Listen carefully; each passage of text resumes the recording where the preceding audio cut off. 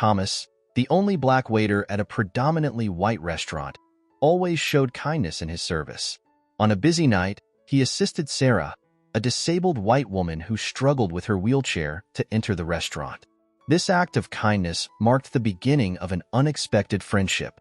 One day, Sarah left Thomas the keys to her apartment along with a shocking letter that he could hardly believe. Thomas wiped the sweat from his brow as he maneuvered through the bustling restaurant, plates in hand. It was a typical Friday evening rush with every table filled and customers chattering loudly over the clinking of cutlery. As the only black waiter in a predominantly white-owned establishment, Thomas always felt he had something to prove. Each shift was a performance. He aimed to blend seamless service with a smile that never wavered, despite the undercurrents of tension he often navigated. The front door jingled, marking another customer entry, but the sound was followed by an unusual silence. Peering through the crowd, Thomas noticed a woman in a wheelchair struggling with the entrance. The old wooden door had swung back prematurely, halting her progress. Without a moment's hesitation, he set down his tray at the nearest counter and made his way to the door. "Let me help you with that," Thomas said as he reached the woman, his voice warm and reassuring. The woman looked up, her expression a mix of frustration and relief. "Thank you," she murmured as Thomas held the door open wide and steadied her wheelchair. "My pleasure. Let me find you a comfortable spot," he offered, guiding her smoothly into the restaurant. The interior buzzed with the usual dinner crowd, but Thomas navigated through with ease, showcasing his familiarity with every inch of the space. He led her to a table with ample room for her wheelchair, pulling out a chair that was in the way and ensuring she had enough space. "Is this all right for you?" he asked, attentive to her needs. "This is perfect, thank you," she said, her voice soft yet clear. She looked around, her eyes adjusting to the restaurant's lively atmosphere. "I haven't been here before. It's quite busy, isn't it?" "Yes, it's one of those places that always seems to attract a crowd," Thomas replied, draping a clean napkin over her lap with her nod of approval. "I'm Thomas, by the way. I'll be taking care of you this evening. I'm Sarah." She introduced herself with a smile that reached her eyes, hinting at a kindness mirrored by Thomas's own. As Thomas took Sarah's order, he noticed how her hands slightly trembled when handing over the menu. He pretended not to see, respecting her dignity. Sarah ordered a simple meal, her eyes occasionally catching Thomas's as they chatted briefly about the restaurant's popular dishes. Once her order was in, Thomas continued his rounds, but his mind lingered on Sarah. Her presence had sparked a curiosity in him, a connection forged from the simple act of opening a door and ensuring comfort. In the back of his mind, he acknowledged the rarity of such interactions. Most of his days were filled with impersonal exchanges where he was rendered almost invisible beyond his uniform and the food he carried. The evening pressed on with its usual pace, with Thomas expertly balancing the demands of his other tables. Yet he made a point to check on Sarah more frequently than was perhaps necessary, ensuring her water glass was always full and that she had everything she needed. Each time he approached, she greeted him with a gracious smile, her appreciation evident. As the rush began to taper off, Thomas had a moment to breathe and found himself back at Sarah's table, engaging in a more extended conversation. They discussed trivial things at first, the weather, the food, but gradually, the dialogue deepened, bridging into discussions about the neighborhood and its history. Sarah listened intently, nodding along, her eyes reflecting a genuine interest. "It must be challenging working in such a busy place," she commented. "It has its moments," Thomas admitted with a chuckle, "but it's rewarding in unexpected ways, like meeting new people like you." Her smile widened, and for a moment, the noise of the restaurant seemed to fade into the background. They were just two people sharing a moment of human connection amid the chaos of a typical Friday night. As the evening drew to a close, Thomas helped Sarah with her coat. She thanked him for his exceptional service. "It's not just the service," she said, her tone sincere. "It's the kindness. You really made me feel welcome." Thomas felt a warmth spread through him, a reaffirmation of why he did what he did despite the occasional hardships. "That's what I'm here for," he responded, his smile genuine. "I hope to see you again, Sarah." As she maneuvered her wheelchair towards the exit, Thomas held the door open once more, watching as she rolled out into the night. He felt a subtle shift within him, a sense of fulfillment that went beyond the routine of his job. In helping Sarah, he had not only eased her evening but had also rekindled a spark of purpose in his own role, a reminder that beneath the rush and demands, there were moments of true connection waiting to be discovered. Over the following weeks, Sarah's visits to the restaurant became a regular part of Thomas's routine. Every Friday evening, like clockwork, she would wheel herself in, always greeted by Thomas's welcoming smile and the comforting familiarity of the restaurant's buzz. The staff, recognizing her frequent presence, began to treat her with a distinct kind of deference, perhaps influenced by Thomas's example or simply charmed by her dignified manner and friendly demeanor. Each visit, Thomas ensured that Sarah's favorite table by the window, overlooking the bustling street and the setting sun, was available. It was an unspoken arrangement, a small gesture that spoke volumes of his respect and consideration for her comfort as he pushed aside chairs to accommodate her wheelchair. Their relationship, initially formed from a spontaneous act of kindness, deepened into a meaningful friendship. Their conversations, sparked during brief moments between Thomas's other duties, gradually evolved from polite exchanges about the menu to more substantial discussions about their lives and views. Sarah, with her sharp intellect and curious mind, often brought up topics ranging from books to current events, her insights tinged with a perceptiveness that Thomas found both enlightening and engaging. "I read something interesting today," Sarah would start, her eyes lighting up as she discussed the latest article she devoured. Thomas, clearing plates or refilling her water glass, would pause to listen, genuinely interested in what she had to say. He learned that despite her disability, Sarah spent a lot of time keeping herself intellectually active, her mind as agile as ever. Through these snippets of conversation, Thomas also began to grasp the breadth of Sarah's life experiences and the challenges she faced due to her disability. She spoke candidly about the barriers she encountered daily: uneven sidewalks that made navigation perilous, public spaces ill-equipped for wheelchairs, and the often indifferent attitudes of people she met. Yet her tone remained devoid of bitterness. Instead, there was an underlying resilience, a refusal to be defined by her physical limitations. "It's not about what life takes away from you," Sarah explained one evening, her voice steady. "It's about what you do with what remains." Thomas nodded, struck by her resilience. "You really see things differently," he said, admiration threading through his words. Sarah smiled, a touch of melancholy in her expression. "You learn to," she replied, "when you have to rethink how to live your life after everything changes." Their dialogue often veered into personal territory, with Thomas sharing more about his own life, his aspirations, his family, and the struggles of balancing his job with personal goals. Sarah listened with a compassionate ear, offering words of encouragement that buoyed Thomas's spirits more than he expected. On one particular evening, the restaurant was quieter than usual, giving them more time to talk. Thomas brought over a cup of tea for Sarah, joining her at the table during a rare lull in his duties. "You know," Sarah began, stirring her tea thoughtfully, "I've come to look forward to these chats. It's not just the food that brings me back here." Thomas laughed softly. "I hope the food is at least part of the reason," he joked, but his heart warmed at her words. "It is," she assured him, "but it's mostly for the company." She paused, her gaze thoughtful as she looked out the window. "You make this place more than just a restaurant to me, Thomas. It feels like a little haven." The word haven resonated with Thomas. It wasn't just a place of employment anymore. It was a space where genuine human connections were forged. He realized that their friendship had become a significant part of his week, something he cherished deeply.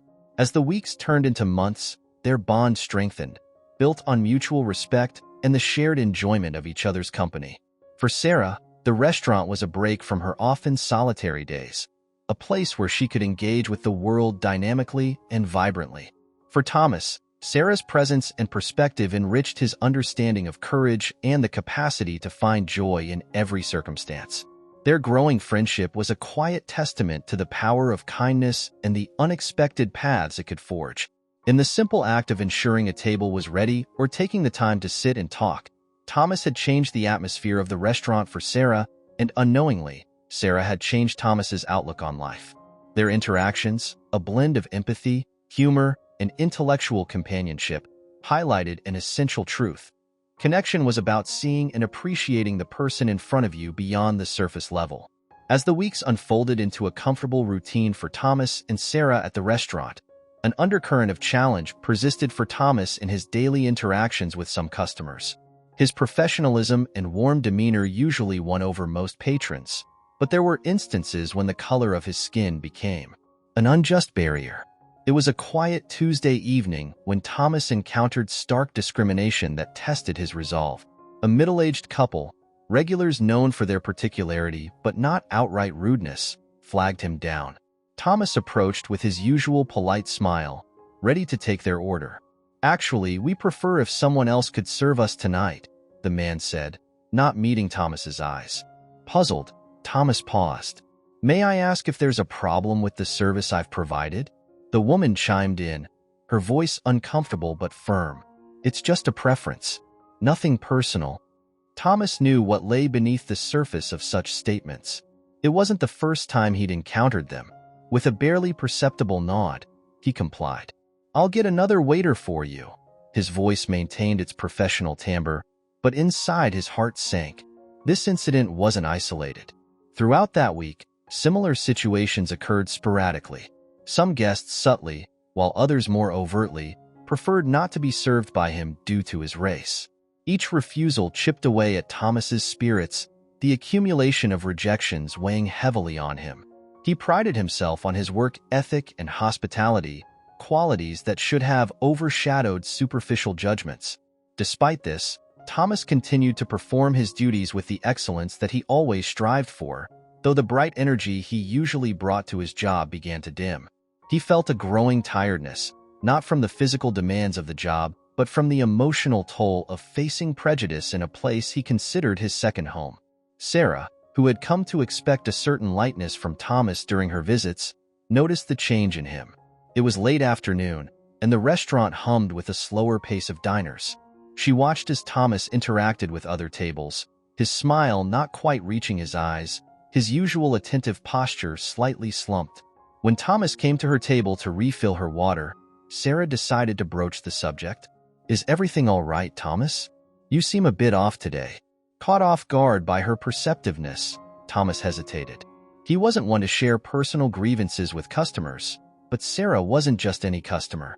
"It's been a tough week," he admitted, forcing a smile. Sarah's expression softened, her eyes filled with concern. "Want to talk about it?" "I'm all ears," she offered, gesturing to the seat across from her. Thomas glanced around, noting the lull in the restaurant. He sat down, a sigh escaping him. "It's just, some people still can't see past the color of my skin.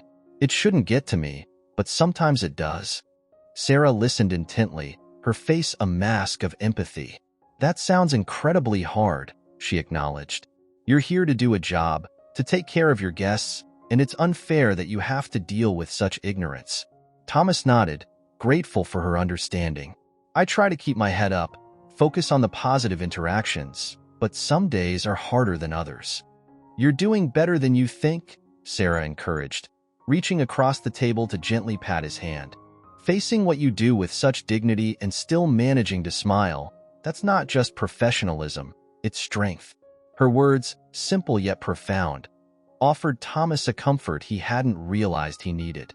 Here was someone who saw him not just as a waiter or a man of color, but as a human deserving of respect and kindness.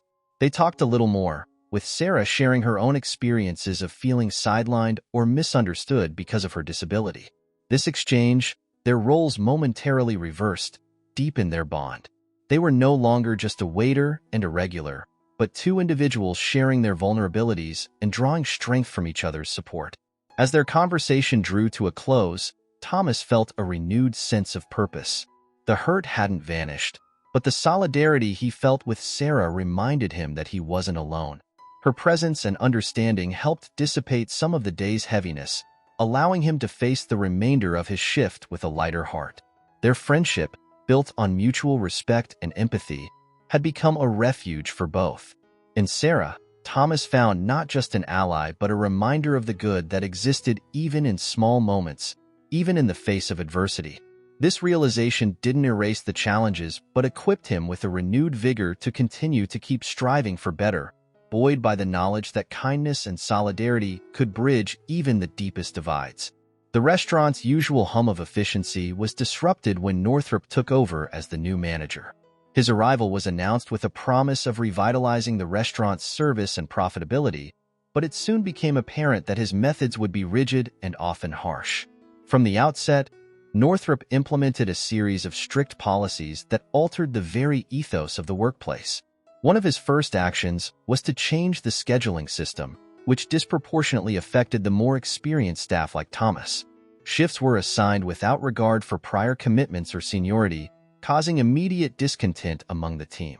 Northrop also introduced a new dress code that was not only stringent but also costly, requiring staff to purchase specific expensive brands that were up to his standard. But it was his day-to-day management style that truly began to undermine the morale of the staff. Northrop was quick to criticize and slow to praise. He monitored the wait staff through the surveillance cameras, often calling out minor mistakes over the staff's earpieces, a practice that many found demeaning and intrusive. Thomas felt the weight of Northrop's scrutiny more heavily than others. It seemed that no matter how meticulously he worked, Northrop found fault with his performance. "You need to smile more, Thomas. Look more welcoming," Northrop would say, though Thomas was known among regulars for his warm and engaging service.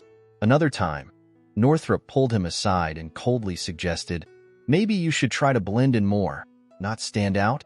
These comments, thinly veiled with professional advice, carried a clear undercurrent of racial bias, which Thomas found increasingly difficult to ignore or dismiss.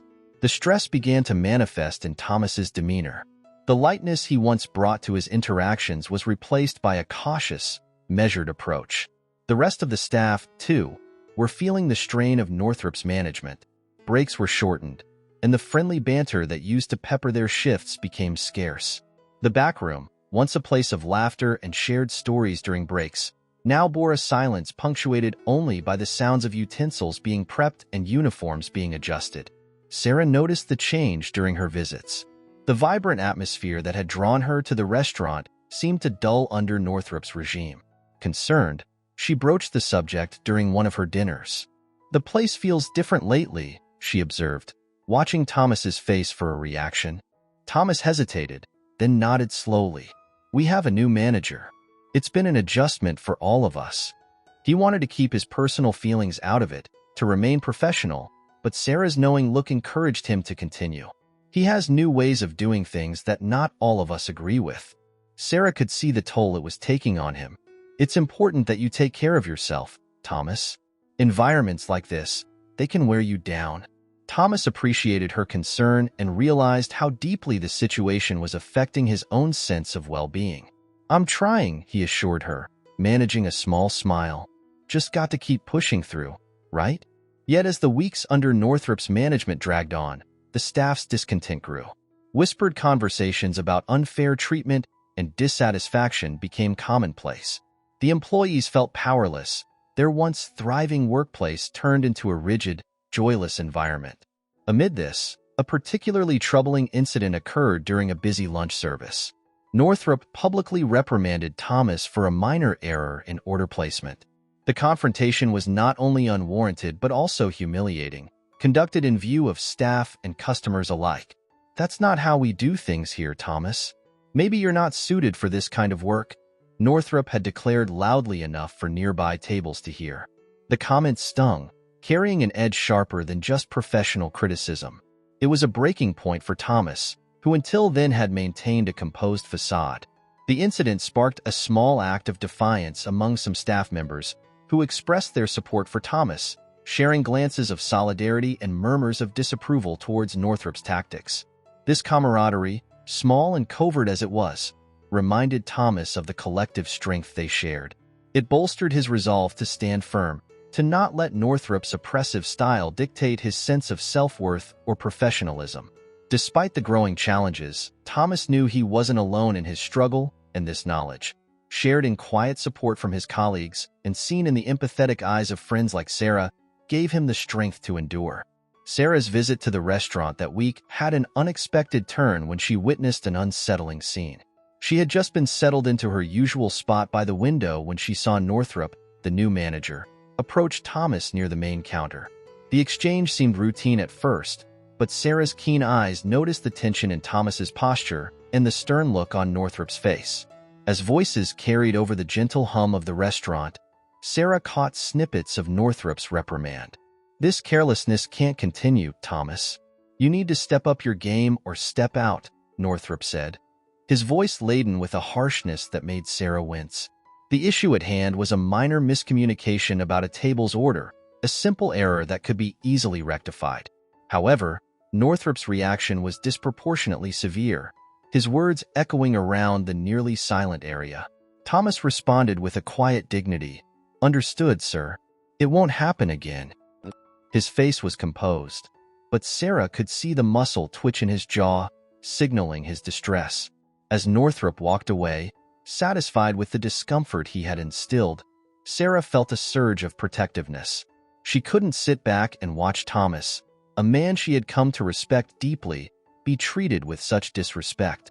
Making up her mind, she waited for an appropriate moment before approaching the manager. Catching Northrop by the host's stand, she introduced herself with a polite firmness. "Excuse me, Mr. Northrop. I'm Sarah. I couldn't help but overhear your conversation with Thomas." Northrop, surprised by her forthrightness, nodded slightly. "Yes, how can I assist you, ma'am? I just wanted to express how much I value Thomas's service. He's always been extremely professional and kind, and his work here is one of the reasons I frequent this place. Everyone can make a minor mistake, don't you think?" Sarah's tone was calm, but carried an undercurrent of conviction. Northrop's response was polite but dismissive. "I appreciate your feedback, but as a manager, it's my duty to maintain a certain standard. Thomas's performance affects the restaurant's reputation." Sarah sensed the futility in his words, but pressed on. "I understand the need for standards, but good service is about more than just avoiding mistakes. It's about how the staff treats their customers, and Thomas excels in that regard. Maybe that's worth considering in your assessment." Northrop gave a tight smile, his eyes glancing past Sarah as he prepared to end the conversation. "Thank you for your concern. I'll take it under advisement." Disheartened but not surprised by the non-committal response, Sarah returned to her table. She felt a deep frustration at the injustice, but also knew that pushing further in the same conversation would not alter Northrop's stance. Her attempt to advocate for Thomas had fallen on deaf ears, a reflection of Northrop's rigid approach to management. When Thomas returned to serve her, his usual warmth somewhat restored, Sarah shared her actions with a light touch. "I had a word with Northrop about earlier. I hope it doesn't cause you any trouble." Thomas's eyes widened slightly, a mixture of appreciation and concern evident. "Thank you, Sarah. Really, that means a lot to me. But please don't feel you need to step in. I can handle him." Sarah nodded, understanding his need for professionalism and autonomy. "I know you can, but you also deserve to be treated fairly. I couldn't just watch." The incident, though brief, shifted something significant in their relationship. Thomas felt a deepened respect and gratitude towards Sarah, not just for her kindness, but for her courage to speak on his behalf. For Sarah, it reinforced her commitment to support Thomas, a friend who had shown her nothing but kindness since their first meeting. Despite the discomfort of the situation, their friendship became a testament to mutual respect and advocacy, qualities that transcended the roles of customer and server. They continued their interactions with the reinforced bond, both aware that the challenges at the restaurant might persist, but also that they had each other's support to face whatever might come. The sense of camaraderie and warmth that had long defined the atmosphere of the restaurant was under constant threat since Northrop's arrival. His stringent policies and sharp management style had left many of the staff on edge, including Thomas, who had borne the brunt of his criticism. But it was an unprecedented decision by Northrop that truly tested the resolve and unity of the restaurant staff.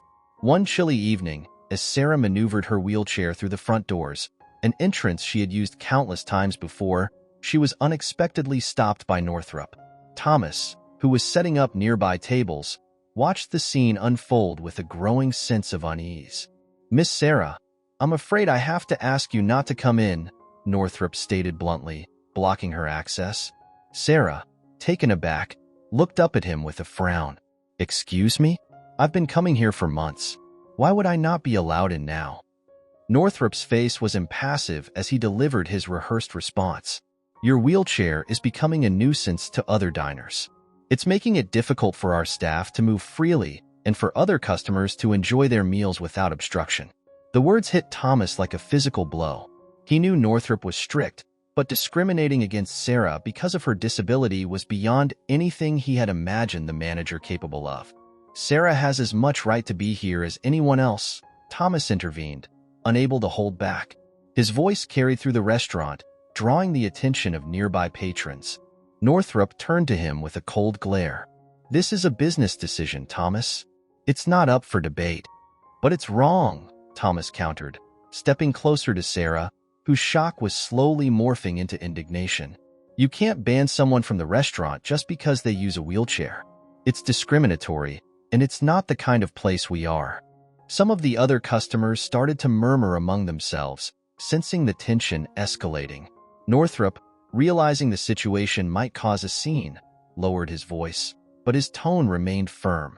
"I'm the manager here, Thomas. It's my job to ensure the comfort and safety of all patrons, and that sometimes means making tough decisions." Sarah, finding her voice, added, "I've never once had a complaint from anyone about my being here. Everyone has always been wonderful and accommodating." Her voice shook with emotion. "This is the one place I thought I didn't have to feel like a burden." The word burden hung heavily in the air, and several of the restaurant's regulars, who had overheard the exchange, looked on with disapproval. Northrop, feeling the shift in the room's mood, appeared momentarily uncertain, but his stance remained unchanged. Thomas, feeling a surge of protectiveness and anger, stood squarely in front of Sarah. "If Sarah goes, I go. You'd have to fire me because I won't work in a place that treats people like this." This declaration from Thomas, made in the heat of the moment, brought a hush over the restaurant. Northrop, caught off guard by Thomas's defiance and the supportive murmurings of the other patrons, took a moment to reconsider. "Fine," Northrop finally said, his voice tight with frustration. "She can stay, but don't think this is the end of this discussion, Thomas." As Northrop walked away, the tension in the air slowly dissipated, replaced by a quiet sense of victory among the staff and customers who had witnessed the exchange. Thomas helped Sarah to her usual table, apologizing for the distress the incident had caused. Sarah, visibly shaken but trying to regain her composure, squeezed Thomas's hand. "Thank you," she whispered, her eyes glistening with unshed tears, "for standing up for me. It means more than you know." Thomas nodded, feeling a mix of relief and residual anger. "You're welcome, but I'm sorry you had to go through that at all." The incident solidified something important between them, a deep-seated loyalty and a mutual respect that went beyond their initial friendship. For Thomas, it was a clear reminder of his own values and the kind of person he wanted to be, regardless of the cost. For Sarah, it was a reaffirmation that she was not alone, that there were still people who would fight for her right to be treated with the same respect and dignity as anyone else. That evening, as the restaurant returned to its routine, the bond between Thomas and Sarah grew stronger, a silent acknowledgement that their friendship had become a powerful force, one that could challenge even the most unfair practices. After the confrontation with Northrop over Sarah's presence in the restaurant, the atmosphere became markedly tenser. Thomas, though relieved to have defended a dear friend's rights, knew the fallout from his defiance might have serious repercussions. His prediction proved accurate sooner than expected. The next day, as Thomas prepared for his shift, double-checking his uniform to ensure every detail met Northrop's exacting standards, he was summoned to Northrop's office. The walk to the office felt longer than usual, each step weighed down by a sense of impending dread. "Thomas, come in," Northrop said, his voice devoid of its usual sharpness, which somehow made Thomas more uneasy. Thomas stepped inside, standing across from Northrop, who was seated comfortably behind his desk, his expression unreadable. "I appreciate your dedication to customer service, Thomas, which makes this particularly difficult," Northrop began, his tone almost apologetic. "But your actions last night were unacceptable. You challenged my authority in front of staff and customers." That's not the kind of environment we want to cultivate here. Thomas's heart sank, but he maintained his composure. I stood up for what I believe is right, he responded, his voice steady despite the turmoil inside. Sarah deserved to be treated better. While noble, your actions undermine my position and the operational protocols of this restaurant, Northrop continued. I have no choice but to let you go. The words hit Thomas hard, but he wasn't entirely surprised. If standing up for a friend and a loyal customer means I have to leave, then I'll accept that decision with my head held high, he said, his pride in his integrity outweighing his fear of unemployment. Northrop nodded, handing Thomas a small severance check, a cold end to his years of service. I wish you luck in your future endeavors, he said, a formal dismissal.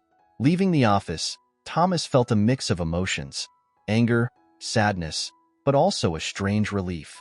He had acted according to his values, and no job was worth compromising those. Sarah was waiting for him outside the restaurant when he walked out with his belongings. Her face fell as she saw the box in his hands, an all-too-clear indicator of his fate. Thomas, I heard what happened, she said immediately, her voice thick with concern. I'm so sorry. If there's anything I can do? Thomas shook his head, offering a small smile. You've done enough, Sarah. Standing by me yesterday was more than I could have asked for. But you lost your job because of me, Sarah argued, her eyes welling up with tears. No, Thomas corrected gently. I lost my job because I stood up for what's right. Because we stood up for what's right. I don't regret it, and I don't want you to either. They stood in silence for a moment, the weight of the day settling around them. Then Thomas put down his box and hugged Sarah, a heartfelt embrace that spoke volumes of their friendship. Let's not let this break us down, Thomas said as he pulled away, his resolve firm. I'll find another job.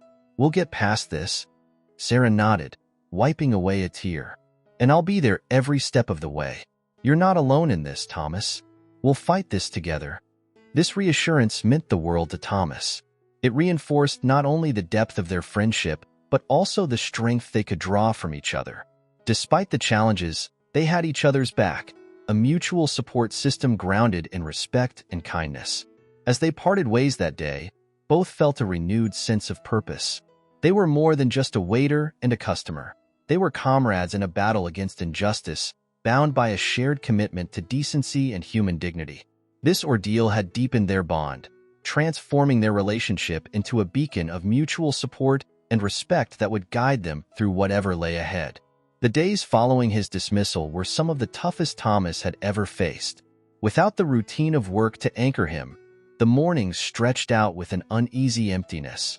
His apartment, usually a place of rest and respite, now felt confining, a constant reminder of the uncertainties that lay ahead. Every quiet moment was filled with worry about how he would manage his finances and continue to support his family, who depended on his income. Thomas was the primary breadwinner in his family, and the sudden loss of income was not just a personal blow but a threat to their well-being. His mother, who had health issues, required medications that weren't cheap, and his younger sister was in her final year of college. The weight of these responsibilities pressed down on him, tightening his chest with anxiety each time he considered the future. Meanwhile, Sarah wrestled with her own turmoil. She couldn't shake off the feeling that she was somehow responsible for Thomas's job loss. The scene at the restaurant replayed in her mind over and over. Thomas defending her right to be there, standing up to Northrop, and ultimately paying the price for his courage. She felt indebted to him, compelled to help, but was acutely aware of the need to approach the situation with sensitivity.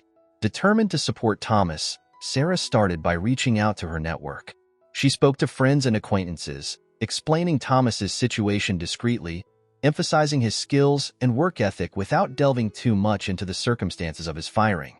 Her efforts were driven by a desire to find him job opportunities that would respect his dignity and leverage his experience. One afternoon, Sarah invited Thomas for coffee at a small cafe away from the familiar streets of their usual encounters. It was a neutral place, somewhere they could talk openly. When Thomas arrived, she could see the strain of the past days written across his face. Thomas, I've been reaching out to some people I know, just casual conversations about who's hiring, Sarah began, her tone casual but careful. If you're interested, I could pass along your resume. No pressure, of course. Thomas looked at her, his expression a mix of gratitude and reluctance. Sarah, I can't thank you enough for wanting to help. I do need a job, but I don't want to be a burden or make you feel like you owe me anything. Sarah shook her head firmly. You're no burden, Thomas, and this isn't about owing anything. It's about helping a friend in need. That's what friends do for each other. After a moment's hesitation, Thomas nodded, a small smile breaking through his concern. All right, I'd appreciate that, Sarah. Really, I do. Sarah felt a measure of relief, pleased to be doing something tangible to help, but she wanted to do more. Over the next few days, she compiled a list of potential employers and volunteer opportunities that might suit Thomas's skills in hospitality and customer service. She made calls and sent emails, each time highlighting Thomas's qualifications and the positive impact he had made at the restaurant. Additionally, aware of the immediate financial strain on Thomas, Sarah discreetly arranged for a local grocery store to deliver essentials to his home. She covered the cost, ensuring the delivery was made anonymously. It was a small gesture, but one she hoped would ease his burden even slightly. When Thomas received the unexpected delivery, he was deeply touched. He suspected Sarah's involvement, recognizing her generosity and thoughtfulness. The next time they met, he thanked her, not just for the groceries, but for the hope she was helping to restore in his life. Sarah, what you've done. I can't find the words, but please know this means everything to me, Thomas said, his voice thick with emotion. Sarah smiled, her eyes bright. I'm just glad I could help, Thomas. We're in this together, remember? Their friendship deepened through this exchange, founded on a profound respect and mutual support. For Thomas, Sarah's actions were a lifeline, pulling him back from the brink of despair. For Sarah, helping Thomas was not only a way to alleviate her guilt but a reaffirmation of their bond, a testament to their resilience and the strength they found in each other. The small community surrounding the restaurant had always been tight-knit, a place where everyone knew each other's names and stories. It was in this community that a regular customer who had witnessed Thomas's unwarranted dismissal decided to take action. The customer had discreetly recorded the confrontation between Thomas and Northrop, capturing the unfair treatment and Thomas's dignified response. Compelled by a sense of justice, they uploaded the video to social media, hoping to highlight the injustice. The video quickly gained traction online. The ripple effects of the video showcasing Thomas's firing did not stop at the community's rallying for justice. They reached the ears and eyes of Mr. Watson, the restaurant's owner, who was previously unaware of the full extent of Northrop's management style and the impact it was having on the staff and patrons.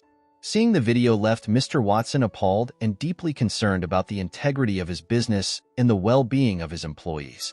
The video, which had gone viral, depicted Northrop's harsh dismissal of Thomas for defending a regular customer's dignity, an act that contradicted the values Mr. Watson had always promoted within his establishment. The backlash from the community was swift and severe, and the reputation of the restaurant was at stake. Mr. Watson knew immediate action was necessary to rectify the situation and restore the community's trust. Deciding to take decisive action, Mr. Watson called Northrop into his office for a stern discussion. The conversation was tense, with Mr. Watson expressing his disappointment and disapproval of Northrop's actions. This restaurant has always prided itself on being a welcoming place for everyone in the community. Your actions have not only harmed an innocent employee, but have also jeopardized our reputation, Mr. Watson stated clearly. Without further ado, he relieved Northrop of his duties, citing a need to realign the restaurant's management with its core values. Next, Mr. Watson reached out to Thomas personally. He arranged to meet Thomas at a nearby coffee shop, a neutral location where they could talk openly. During their meeting, Mr. Watson extended a heartfelt apology to Thomas for the undue stress he had experienced. He expressed his admiration for Thomas's integrity and courage in standing up for what was right and offered him his job back along with assurances of changes in management practices. I hope you'll consider coming back to us, Thomas. We need someone with your character on our team, and I assure you we will do better by our staff going forward, Mr. Watson said, genuinely hopeful for a second chance to make things right. Thomas, moved by Mr. Watson's sincerity and reassured by his commitment to change, accepted the offer to return to his position. He felt a mix of relief and vindication, grateful that the ordeal might lead to a more positive environment, not just for himself but for his colleagues as well. Recognizing the need to address the public and the restaurant patrons, Mr. Watson arranged a press conference to publicly apologize for the incident. He openly condemned Northrop's actions and detailed the steps the restaurant would take to ensure a more inclusive and respectful workplace. This restaurant was founded on values of respect, community, and integrity. What happened to Thomas was a failure on our part to uphold these values, Mr. Watson admitted during the press conference. We are taking this as an opportunity to learn and improve, and we thank the community for holding us accountable. The community's response was mixed. While many appreciated the swift action and the public apology, the incident had left a lasting impression. It sparked discussions on social media and local forums about workplace ethics, management practices, and community support. Patrons and staff were cautiously optimistic about the promised changes, but it was clear that the restaurant would need to work diligently to fully regain trust. Thomas's reinstatement brought a sense of closure and justice for many, particularly for Sarah and the regulars who had supported him throughout the ordeal. The staff, shaken by the events, gradually began to feel more secure with the new commitments made by Mr. Watson. As Thomas returned to work, he was met with warm welcomes and supportive smiles, reinforcing the community's strength and resilience. Returning to the restaurant with his job secured and the support of the community buoying him, Thomas felt a renewed sense of purpose. The whole ordeal had been a crucible, burning away any naivete he might have had about the workplace and society at large, leaving behind a more determined and introspective man. Each shift he worked now was not just about executing his duties flawlessly. It was also an opportunity to reaffirm his values and his commitment to inclusivity and kindness. Thomas's interactions with customers were more thoughtful than ever. He took extra care to ensure everyone felt welcomed and valued, from greeting guests at the door to making sure their dining experience was as comfortable and enjoyable as possible. His smile was genuine, his conversation engaging, and his service impeccable. However, beneath this renewed vigor was a contemplative undercurrent. The incident with Northrop and the resulting fallout had opened Thomas's eyes to the deeper societal issues of racism and ableism that had played out in his own life. He began to reflect on his previous encounters and the subtle, sometimes overt prejudices he had faced. It wasn't just about one manager's misconduct. It was about systemic biases that affected countless others in various silent ways. This period of reflection led Thomas to start reading more about social justice issues, engaging with community leaders, and participating in forums where inclusivity and equality were discussed. He wanted to understand the broader context of his experiences and learn how he could contribute to positive change. In quieter moments at the restaurant, between serving tables and managing daily tasks, Thomas would find himself deep in thought, considering how the dynamics of racism and ableism intersected in the experiences of people like himself and Sarah. He recognized that while his situation had been resolved through community support and public outcry, many others continued to suffer without voice or visibility. One evening, as he shared some of these thoughts with Sarah during one of her regular visits, she listened intently, nodding in agreement. "It's pervasive, isn't it?" she remarked thoughtfully. "The issues you face, they're not just isolated incidents. They're part of a larger pattern that many people deal with every day." "Yes," Thomas replied, his voice tinged with a mix of frustration and resolve. "It's made me think about what I can do, how I can help change things, even in small ways." Sarah smiled, her eyes reflecting pride. "You've already started, Thomas. By standing up for what's right, by being here and not letting those challenges defeat you, and by talking about these issues openly, you're raising awareness." Encouraged by Sarah's words, Thomas became more proactive outside of work. He joined a local advocacy group focused on workers' rights, particularly for those in service industries who were often marginalized. He shared his story at community meetings, not just to highlight his own experiences, but to shine a light on the ongoing struggles of others facing similar challenges. Back at the restaurant, Thomas's enhanced perspective influenced how he trained new staff. He emphasized the importance of empathy and understanding in service, teaching them to recognize and accommodate the diverse needs of all patrons, not as an obligation but as a standard of care and respect. This holistic approach gradually helped foster an environment in the restaurant where inclusivity was a lived practice, not just an ideal. Regular customers and new patrons alike could feel the difference, often commenting on the warm and welcoming atmosphere that Thomas and his team cultivated. Through his journey, Thomas realized that change, often sparked by individual actions, required continuous effort and communal support. Each day presented a new opportunity to affirm his commitment to making his corner of the world more just and compassionate. The experiences had not only transformed him but also equipped him with the tools and determination to influence his community positively, ensuring that respect and fairness were not just policies but principles lived by all. As the weeks rolled on, the vibrant atmosphere of the restaurant seemed to dim slightly with the noticeable absence of one of its most cherished patrons. Sarah, whose regular visits had become a fixture and a highlight not just for Thomas but for many of the staff, began to miss her usual Friday evening appearances. At first, it was one skipped visit, which then turned into several. The gap left by her warm presence was felt by all, but by none more so than Thomas. Initially, Thomas thought Sarah might be traveling or simply busy. However, as her absences stretched longer, a growing sense of concern clouded his thoughts. He remembered their conversations, her insights into life's challenges, and her indefatigable spirit, all of which had become sources of inspiration and strength for him. The lack of her cheerful engagement and thoughtful discussions left a palpable void.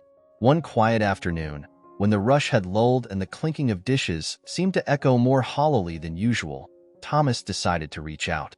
He dialed Sarah's number, his heart heavy with worry. The phone rang several times before she answered, her voice weaker than he remembered. "Sarah, it's Thomas," he began, trying to keep his tone light. "We've missed you at the restaurant. Is everything all right?" There was a pause on the line, and when Sarah spoke, her words were tinged with a weariness that Thomas had never heard before. "Oh, Thomas, I'm sorry for not coming by. I've not been very well lately. It seems my body isn't as resilient as my spirit," she tried to joke, but the attempt fell flat, muffled by the sound of her labored breathing. Thomas's heart sank. "I'm sorry to hear that, Sarah. Is there anything I can do? Anything you need?" Sarah chuckled softly, a sound that made Thomas's chest tighten. "Just hearing your voice helps," she said. "I do miss our Friday nights, the laughter, the food, and the company, but I'm afraid I might not make it back for a while." The finality in her words struck Thomas deeply.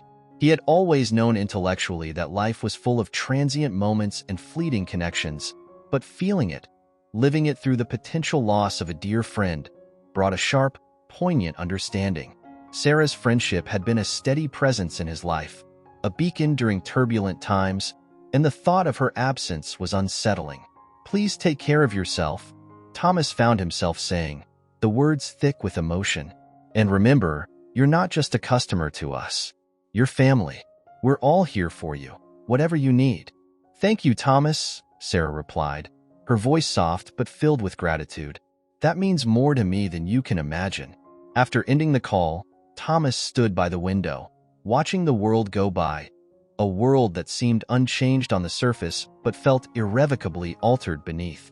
Sarah's declining health and her diminishing presence in his life brought a stark realization of how deeply connections could run and how significantly they could impact one's life. Her strength, resilience, and warmth had deeply influenced him, teaching him about the power of empathy and the importance of standing up for others. In the days that followed, Thomas found himself more reflective, more attuned to the stories and struggles of the people around him. He recognized that every interaction held weight, every connection had the potential to leave indelible marks on the lives it touched. With this newfound awareness, he vowed to cherish these connections more, to engage more deeply with those around him, and to carry forward the lessons Sarah had taught him through her friendship and her fight. Her condition also prompted Thomas to think about the bigger picture, about health, accessibility, and support systems within the community. It strengthened his resolve to advocate for inclusivity and support, not just in his workplace but beyond, ensuring that everyone, regardless of their health or circumstances, felt valued and supported. In this way, he hoped to honor Sarah's impact on his life and extend her legacy of kindness and resilience. The turn of the season marked not only a change in the weather, but also ushered in a new set of challenges for Thomas. He had been juggling his responsibilities at the restaurant with a growing concern for Sarah's health, a situation that drained much of his emotional energy. Amid these personal tribulations, another pressing issue surfaced that threatened his stability: his living situation. It started with a plain envelope slipped under his apartment door, a harbinger of bad news. Thomas opened it with a sinking feeling, his fingers trembling as he unfolded the letter inside. It was an eviction notice. He had 30 days to vacate the apartment he had called home for several years. The reality of his predicament hit him hard. His roommate, who had shared half the rent, had moved out unexpectedly, leaving Thomas to cover the full amount, which was beyond his financial reach, especially with his recent job instability and his commitments to his family's needs. Staring at the notice, Thomas felt a wave of despair. The apartment had been more than just a place to sleep. It was his sanctuary, a space where he could retreat from the pressures of the world. Now, even that was slipping away. He sat down heavily, the paper crinkling in his grip, and allowed himself a moment to absorb the shock. The prospect of finding a new place on such short notice was daunting, not to mention the financial strain of moving costs and potential higher rent. Thomas knew he needed to come up with a plan, but the weight of his current problems clouded his ability to think clearly. He felt isolated in his struggle, reluctant to share his troubles with anyone else, particularly Sarah, who was dealing with her own serious health issues. He couldn't bring himself to add to her worries. Even more, Thomas didn't want to burden his family. They depended on him, not just financially, but also as their emotional cornerstone. Revealing his own vulnerabilities might shake the foundation of support he tried so hard to build and maintain for them. As the days passed, the stress of his impending eviction consumed Thomas. At work, he maintained his usual friendly demeanor, serving guests with his characteristic warmth and efficiency, but behind his smile lay a mind fraught with worry. The contrast between his professional facade and his personal turmoil was stark, and he found it increasingly difficult to manage his anxiety. Determined to handle the situation on his own, Thomas began scouring for affordable housing options. He spent his evenings online, searching through listings that mostly led to dead ends. Apartments were either too expensive or too far from his work. The challenge seemed insurmountable, but Thomas was not ready to give up. He knew he had to stay strong, not just for himself but for his family and for Sarah, who had always believed in him. In a moment of quiet reflection, Thomas remembered the resilience Sarah had shown in the face of her own adversities. Inspired by her strength, he decided to reach out to local community groups that assisted individuals in housing crises. This was a step he hadn't considered before, always preferring to rely on his own resources. However, the current situation called for broader measures. Contacting these organizations opened up new avenues for Thomas. He found out about housing assistance programs and temporary shelters designed to help individuals in his situation. It was a glimmer of hope in a seemingly endless tunnel. Through these resources, Thomas started to put together a plan that would not only secure him temporary housing, but also assist him in saving for a more permanent solution. This experience, though fraught with difficulty, taught Thomas valuable lessons about vulnerability and the importance of seeking help. He realized that admitting one's struggles does not denote weakness, but rather is a stepping stone to finding strength and solutions. He vowed to keep pushing forward, driven by the determination to regain his stability and continue to be the support system for those he cared about. On one of her increasingly rare visits to the restaurant, Sarah could instantly tell that something was amiss with Thomas.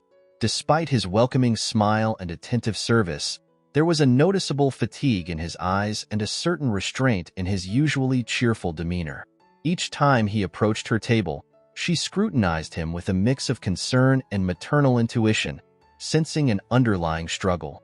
Sarah waited for a quiet moment when the restaurant's hum had subdued and Thomas was taking a brief pause at her table to refill her water.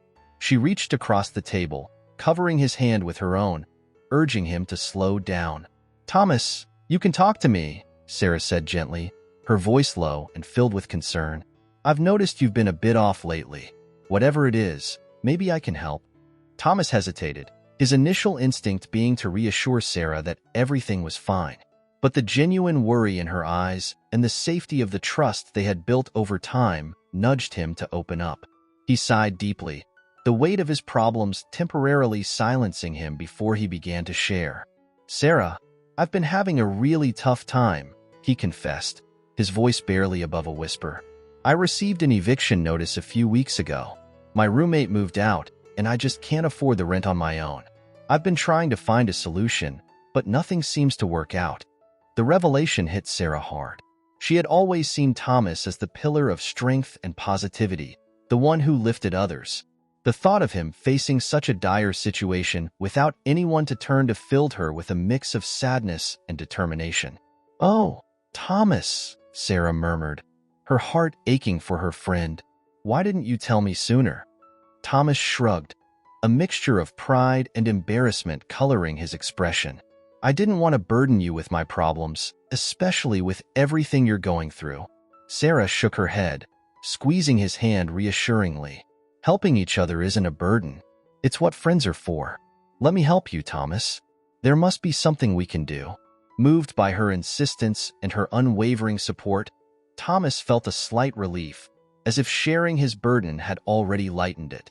He nodded, giving Sarah the space to propose her ideas. "We should look into some housing assistance programs," Sarah suggested, her mind already racing through potential solutions. "I also have some contacts in real estate who might know of affordable places. We can make some calls, see what options are available. And you're always welcome to stay in my guest room if you need somewhere to land temporarily." Thomas was taken aback by her generosity. The offer to stay in her guest room was more than he had expected, and it gave him a practical, temporary solution that could ease his immediate anxiety. "Sarah, that's incredibly kind of you. I might just take you up on that offer if things get too tight," he replied, his voice filled with gratitude. Determined to assist further, Sarah spent the next few days actively engaging her network. She made calls to friends in real estate and researched online for affordable housing options and financial aid that could help Thomas transition without the pressure of immediate eviction hanging over him. Meanwhile, Thomas pursued the leads Sarah provided, finding comfort and motivation in the act of taking control of his situation. Her involvement not only facilitated practical solutions, but also reaffirmed the depth and reciprocity of their friendship. Each step forward strengthened his resolve and deepened their bond, a mutual exchange of support and care that underscored the profound impact of their relationship. As they navigated this challenging period together, the partnership between Thomas and Sarah exemplified how shared struggles could forge stronger ties, turning adversity into a testament of friendship and resilience. As winter approached, the chill in the air seemed to mirror the growing concern for Sarah's health. Each day became a little harder than the last, her movements slower and her smiles less frequent. The vibrant woman who had once filled the restaurant with her laughter and warmth was visibly fading, a change that didn't go unnoticed by Thomas or the regular patrons who had come to regard her as part of the extended family. Sensing the gravity of her condition, Sarah made the decision to confront her reality head-on. Her doctor's visits had become more frequent, and the news she received was less than hopeful. With a pragmatic mind and a heavy heart, she began to consider her future, not just in terms of her own life, but the legacy she hoped to leave behind. Sarah had always been a meticulous planner, and this time was no different. She started by arranging her personal affairs, setting her financial documents in order, and meeting with her lawyer to discuss her will. It was important to her that the process was handled with the same care and attention to detail that she had applied to every other aspect of her life. One quiet evening, as she sat in her living room surrounded by legal papers and personal notes, Sarah reflected on the people who had made a significant impact on her life. Foremost in her thoughts was Thomas. Their friendship had grown from a simple act of kindness into a deep and meaningful connection. Thomas had stood by her through some of her most challenging times, and she had supported him through his. It was this reciprocal bond of friendship that she valued immensely, and she wanted to ensure that her support for him continued even in her potential absence. With this in mind, Sarah called her lawyer back to discuss a specific addition to her will. She wanted to make provisions for Thomas, a gesture to help secure his future and express her gratitude for the friendship and loyalty he had shown her. It wasn't just about leaving him a sum of money. It was about making a lasting impact that would hopefully ease his life's burdens and inspire him to continue his acts of kindness towards others. Sarah's thoughts also turned to the broader community, to the restaurant staff, and to the patrons who had become like a second family to her. She envisioned a part of her legacy being a fund or a scholarship that could help others in the community who were facing hardships, whether they be health-related, financial, or educational challenges. Her discussions with her lawyer were not just about distributing her assets, but about creating a lasting positive effect on the community that had embraced her so warmly. Throughout this process, Sarah kept her plans private, not wanting to burden Thomas with the details of her health decline or her preparations for the future. However, she did find subtle ways to convey her feelings and intentions. During one of Thomas's visits to her home, as they shared a quiet afternoon tea, Sarah spoke indirectly of her thoughts on legacies.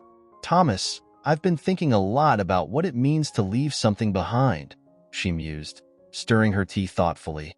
"It's not just about what we leave for people, but what we leave in them, don't you think?" Thomas, understanding the depth of her words, nodded. "I believe that too," he replied. "It's about the memories we create, the impacts we have on each other's lives. You've certainly left a lot in me, Sarah." With a gentle smile, Sarah reached over and squeezed his hand. "And you in mine, Thomas. Always remember that."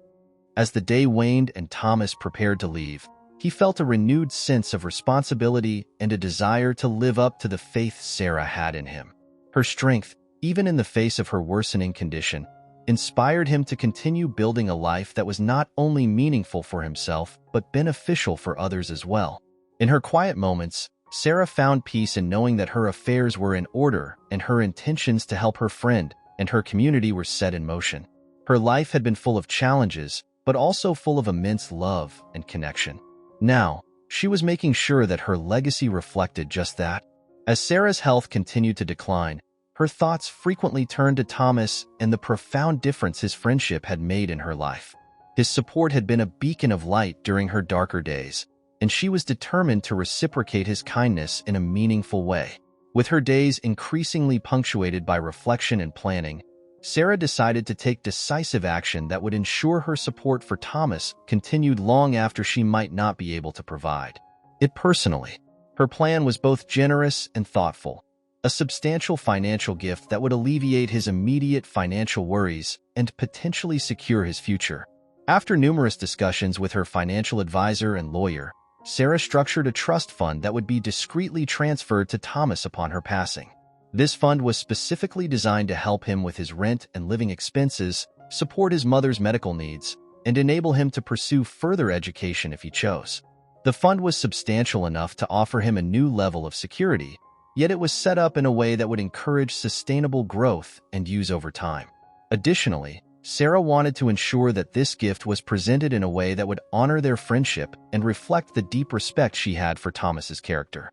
She envisioned this gesture not as a charity but as an acknowledgement of his hard work, kindness, and the positive impact he had on those around him. To personalize her plan, she wrote a letter to be given to Thomas along with the notification of the trust fund. In it, she expressed her heartfelt appreciation for their friendship and explained her intentions behind the trust fund. Writing the letter was both emotional and cathartic for Sarah. She poured into the words all her hopes for Thomas's future and her gratitude for their past. She reflected on the moments they had shared, the struggles they had overcome together, and the lessons they had learned from each other. Sarah sealed the letter with a sense of peace, knowing that through this act, she could continue to support and encourage her friend even in her absence. With her plans set, Sarah felt a burden lift from her shoulders. She had done everything within her power to ensure that those she cared about were taken care of, and she believed fervently that Thomas would use this opportunity to build a fulfilling life, perhaps one he had not yet dared to imagine. As the day drew to a close and her lawyer left, Sarah sat quietly, looking out the window at the soft glow of the sunset. Her thoughts were with Thomas, hoping that when the time came, he would understand her decision as a testament to their friendship and her unwavering faith in his good heart and bright future. The air was crisp as autumn deepened, its coolness whispering of changes, of endings and beginnings. Sarah, her spirits buoyed by the completion of her plans for Thomas, looked forward to sharing her intentions with him personally. She had envisioned a quiet meeting, a moment filled with warmth and perhaps a few tears, but also with hope. However, life, as it often does, had other plans. On the eve of the day she planned to invite Thomas over and explain everything, Sarah felt a sudden, overwhelming weakness. It started subtly, an unusual fatigue that she initially dismissed as a byproduct of her many recent appointments and decisions. But as the hours passed, it became evident that something was gravely wrong. Her breaths became labored, her chest tight, and soon she found herself struggling to even stand. Alarmed, she managed to call for help using her home emergency system. Paramedics arrived swiftly, and within hours, Sarah found herself in the sterile, buzzing environment of a hospital room, hooked up to monitors and IVs. The sudden transition from the comfort of her home to the clinical setting of the hospital was jarring. As Sarah lay in the hospital bed, her mind raced with concern, not just for her health, but for her unfinished business with Thomas. She had wanted to tell him about the trust, to see his reaction, to explain her reasons, and to offer her reassurances in person. Now, incapacitated, she feared she would not get that chance. Her condition stabilized, but the doctors were clear. Her situation was precarious, and she needed to remain under close observation. The news was a bitter pill to swallow, and as she lay there, a sense of urgency gnawed at her. She thought about calling Thomas but discarded the idea, knowing that a phone call could not convey everything she needed to share. It deserved more than a hurried conversation filled with beeps of monitors and the distant sounds of hospital activity. Instead, Sarah asked the nurses to help her contact her lawyer, instructing him to ensure that should anything happen to her, Thomas would be informed about the trust immediately. She dictated a short message to add to her original letter, explaining the sudden turn of events and expressing her deep regret at not being able to discuss it in person as she had planned. As night fell, Sarah lay in the dim light of her hospital room, her thoughts drifting to Thomas. She imagined his future, the paths he might choose, the potential for joy and fulfillment that the trust might bring him. These thoughts brought her comfort, a quiet assurance that she had done all she could to secure a fragment of his future happiness. The tension of her health crisis added an acute poignancy to her reflections. She realized how fragile life was, how quickly things could change. This realization deepened her conviction that she had made the right decisions regarding her legacy, especially for Thomas. She felt a profound connection to him, a friendship that transcended the usual boundaries, one that had become an integral part of her life and her final wishes. As Sarah drifted in and out of sleep, medicated and monitored, she clung to the hope that she would recover enough to speak with Thomas, to share a few more moments of friendship. But deep down, she prepared herself for all possibilities, comforted by the knowledge that her plans for him were in place, ready to be revealed at the necessary time, and would speak for her when she could not. The morning light filtered through the windows of Thomas's modest apartment, casting long shadows on the floor. It was an ordinary morning, or so it seemed, until a knock at the door stirred Thomas from his routine. He opened the door to find a courier with a package, an unassuming brown box that was neither large nor particularly heavy. Puzzled, Thomas signed for it and carried it to his kitchen table. He tore open the package to find a set of keys and a sealed envelope, both lying atop a bundle of legal documents. The envelope bore his name in a familiar, elegant handwriting that made his heart skip a beat. Sarah's handwriting. With a trembling hand, he broke the seal and unfolded the letter inside, his eyes quickly scanning the handwritten lines. The letter began with Sarah's typical warmth, a soft and caring tone that seemed to reach out from beyond. She spoke of their friendship, the joy Thomas had brought to her life, and her deep appreciation for his constant support. Then the words that followed took his breath away. Sarah had passed away, and in her will, she had left her entire estate to him. The keys were to her house, the home she had loved and cherished, now his to care for. Thomas sat back, the letter slipping slightly from his grasp, tears welling in his eyes as the reality of Sarah's death and the magnitude of her final gesture sank in. She had entrusted him with her legacy, a gesture so generous and profound that it felt almost overwhelming. She believed in him, not just to steward her assets but to carry forward the values they both cherished, kindness, compassion, and community. The documents detailed everything. Sarah had arranged her affairs with meticulous care, ensuring that Thomas would not only receive her home but also sufficient financial resources to secure his future and support his family. Moreover, she had set up a fund in her name to support community projects, something they had often discussed. As the initial shock faded, Thomas felt a resolve firming within him. Sarah's trust was not just a gift but a responsibility, a call to action. He knew what he needed to do. Inspired by Sarah's life and her final selfless act, Thomas decided to use this new beginning to further the causes they had both cared about.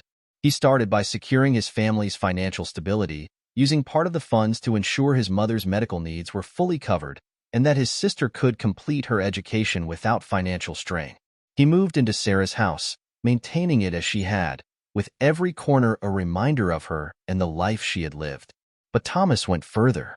He became actively involved in the local community, using the funds Sarah had established to support various initiatives. He funded scholarships for students in need, contributed to local food banks, and started a program at the restaurant to train young people in hospitality, aiming to give them a start in a career that had given him so much. Each step he took, Thomas felt Sarah's presence, guiding and encouraging him. He spoke about her often, sharing her story and the lessons of generosity and hope she had embodied. In this way, Sarah's legacy lived on, not just in the tangible assets she had left, but in the lives touched by her kindness and in the community bettered by her generosity. Thomas often stood by the window of what was once Sarah's home, looking out over the garden she had loved, now blooming under his care. He thought of her fondly, grateful for the time they had shared and the gifts she had given him, not just material, but the enduring gifts of friendship and love. In honoring her memory, Thomas not only found a way to thank her, he found a purpose that would define the rest of his life. If you enjoyed this story, please leave a like. And this other video that's probably appearing on the screen now will likely move you too. Enjoy the session, and until the next video.